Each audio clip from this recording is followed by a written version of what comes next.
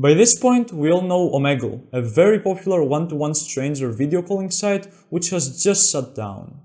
Even though there is a very big message left from the original founder, it honestly strikes us pretty vague and unclear.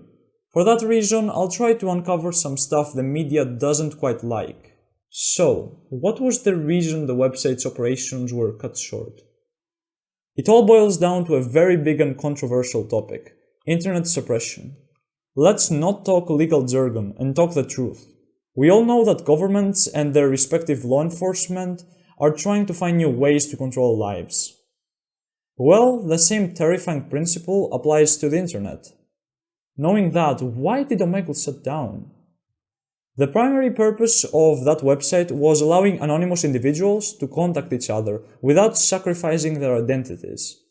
No account, email, phone number, or any other personal information for that matter were shared with the web server while you talked to strangers on there. The concept was simple. You talk to whoever you want, for however long you want, without having to worry about ever encountering that person outside of the website. Supposedly, and according to some politically influenced and motivated sources, the website was used by quote-unquote cyber criminals. You know what these sources don't mention though? The fact that users are one click away from skipping or even reporting that person. There was no way to trace back the user as no information was collected about them in the first place. Of course, except a vague IP address that gets shared every time you visit any website anyways. Let's now talk about something very serious. The internet was created to be a free place. I feel like through the years the word free has lost its meaning almost entirely. There are two different definitions for the word that get frequently confused. Free as in freedom, where something comes with little or no restrictions. In Latin it's libre, and this is what we imply when saying X country is free.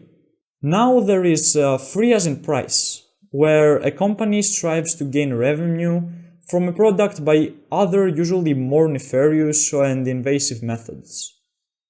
This is what we imply when saying X service or application is free. Now let's get back on topic. The internet was created to be a free place. Here, free has the meaning of little to no restrictions. With multiple governments' attempts to further suppress their people increasing, more and more laws are created to gradually make us fully identifiable on the internet. The reason most websites require account creation for essential functionality is to simply follow the EU's stupid laws.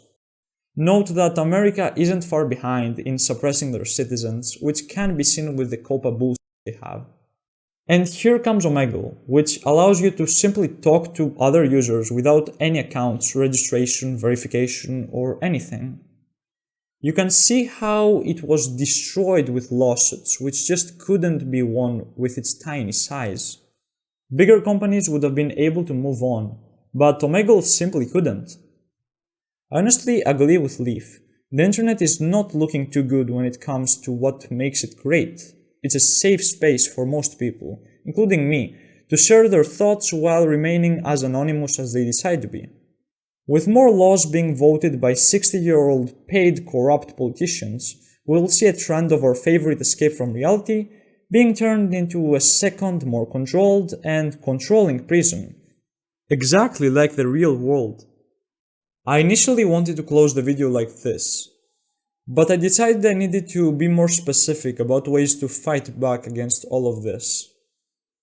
As Leif correctly said, the EFF or otherwise Electric Frontier Foundation is always fighting for your rights online and accepts donations.